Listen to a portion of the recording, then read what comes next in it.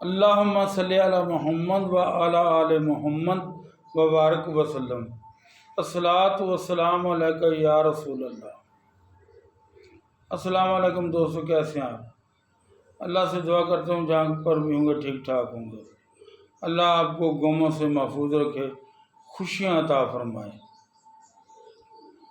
دوستو، آج کی جو میری ویڈیو ہے اس کا موضوع ہے اہل طریقت کی زندگی اور ایک عام آدمی کی زندگی۔ فرق کیا ہے؟ اہل طریقت کسی کو 700 سال ہو گئے، کسی کو 800 سال ہو گئے، کوئی ہزاروں سال سے، انبیاء کرام جب سے کائنات بنی ہے اس وقت سے لوگ آج بھی ان کو زندہ رکھتے ہیں، جبکہ اہل دنیا میں بڑے بڑے بادشاہ گزرے، ان کو یاد رکھنے والا کوئی نہیں۔ وہ ایسی کون سی طاقت ہے جو اہل طریقت کو خاص بناتی ہے؟ اس پہ بات کریں گے۔ دوستوں سے درخواست ہے ویڈیو شروع کرنے سے پہلے کہ چینل کو سبسکرائب بھی کریں، لائک بھی کریں اور دوستوں کے ساتھ شیئر بھی کریں۔ دوستوں، موجودہ زمانے میں جیسے دنیا بہت تیز ہو چکی ہے ہر معاملے میں، ایسے یہ چاہتی ہے کہ راہ طریقت میں بھی کوئی ایسی بات ہمیں مل جائے جو ہمیں راتوں رات ولی بنا دے، راتوں رات ہم آسمان کو چھو لیں، جبکہ ایسا نہیں ہوتا۔ اللہ تبارک تعالیٰ کا جو قدرت قانون ہے وہ اہل طریقت ہوں، اہل معرفت ہوں، اہل دنیا ہو، اس کے لیے نہیں بدلتا۔ دنیا چاہے جتنی مرضی ترقی کر لے، لیکن اللہ تبارک تعالیٰ کے قانون کے ساتھ نہیں ٹکرا سکتی۔ اللہ تبارک تعالیٰ کا جو قانون ہے، جس راستے سے چل کر اس نے آنا ہے اور جس راستے پہ چل کے جانا ہے، جو راستہ میرے اور آپ نے، آپ کے آقا نے، اللہ نے، رب نے ہمارے لیے منتخب کیا ہے، ہمیں اسی راستے پہ چلنا ہوگا۔ یہی قانون قدرت ہے۔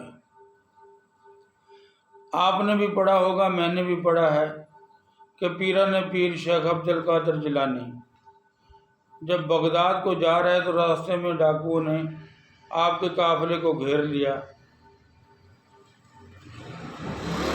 اور سارا قافلہ لوٹ لیا۔ جب آپ کے پاس آئے، آپ کی تلاشی لی تو آپ کے پاس سے کچھ بھی نہیں نکلا۔ تو ڈاکوؤں نے پوچھا تمہارے پاس کیا ہے؟ اس نے کہا جی میرے پاس 40 درہم ہے۔ پیران پیر شیخ عبد القادر جیلانی نے فرمایا کہ میرے پاس اتنے پیسے ہیں۔ وہ پیران پیر شیخ عبد القادر جیلانی کو پکڑ کے اپنے سردار کے پاس لے جاتے ہیں اور کہتے ہیں یہ بچہ ہم سے مذاق کر رہا ہے، ہم نے اس کی جامع تلاشی لی ہے، اس کے پاس ایک پھوٹی کوڑی بھی نہیں ہے اور یہ کہتا ہے کہ میرے پاس پیسے ہیں۔ تو ڈاکوؤں کے سردار کو بڑا تعجب ہوا۔ اس نے کہا لڑکے تجھے اپنی زندگی نہیں پیاری؟ تو ہم سے مذاق کرتا ہے؟ اس نے کہا کہ میں جھوٹ نہیں بولتا، میرے پاس پیسے ہیں۔ ڈاکوؤں کے سردار نے کہا اگر ہیں تو پھر دکھاؤ کہاں ہیں۔ تو پیران پیر شیخ عبد القادر جیلانی نے آستین میں سے سلے ہوئے پیسے نکال کے ان لوگوں کو دکھا دیے کہ یہ دیکھیے میرے پاس پیسے ہیں۔ تو ڈاکوؤں کا سردار جو تھا وہ بڑا حیران اور پریشان ہوا اور کہنے لگا ہے لڑکے ہمیں تو پیسے ملے نہیں تھے، تم جھوٹ بھی تو بول سکتے تھے کہ میرے پاس کچھ بھی نہیں ہے، تم نے کیوں اقرار کیا کہ میرے پاس پیسے ہیں؟ تم بچ سکتے تھے، تم اپنا مال بچا سکتے تھے۔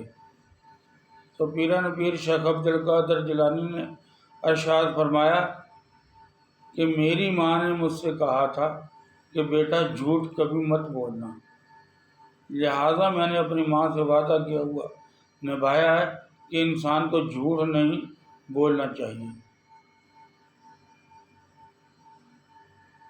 اس ڈاکو نے سوچا یہ بچہ اپنی ماں کے ساتھ کیے ہوئے عہد کو نہیں توڑتا، اپنے مال کی پرواہ نہیں کرتا، اپنی جان کی پرواہ نہیں کرتا اور ہم سے سچ بول دیتا ہے، تو میں کیسا انسان ہوں کہ میں روزانہ اللہ تبارک تعالیٰ کی نافرمانی کرتا ہوں، اس کے ساتھ کیے ہوئے عہد کو توڑتا ہوں۔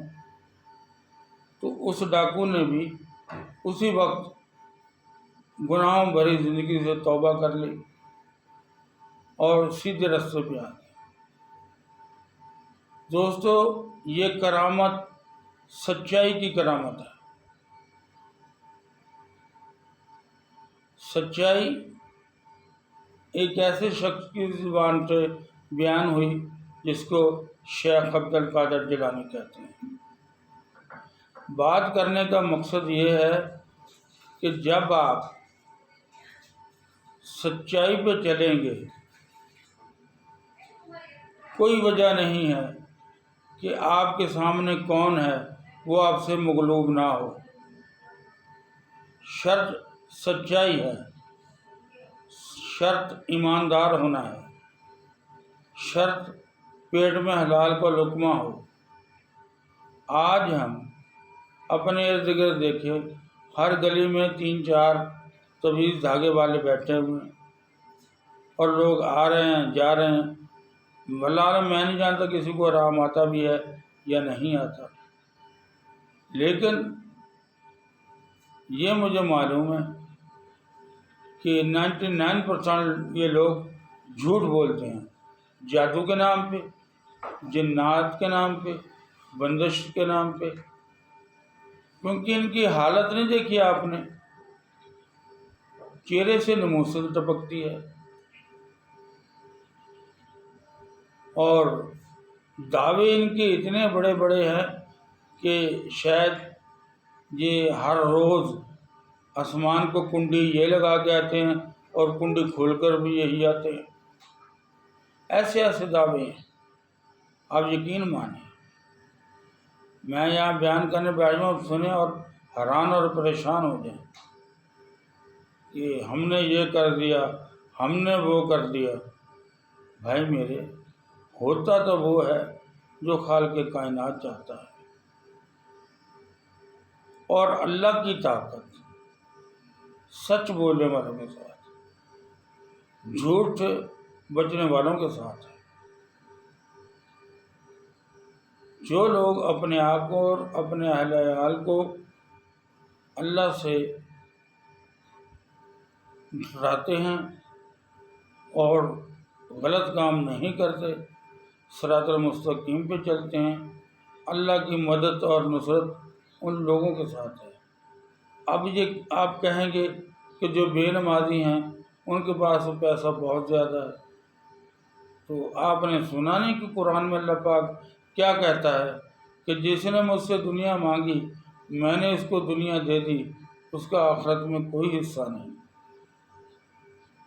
جس نے مجھ سے آخرت مانگی اس پہ میں نے دنیا تنگ کر دی، اس کے لیے آخرت میں بہشت، جنت الفردوس، جنت الاعلیٰ ہے۔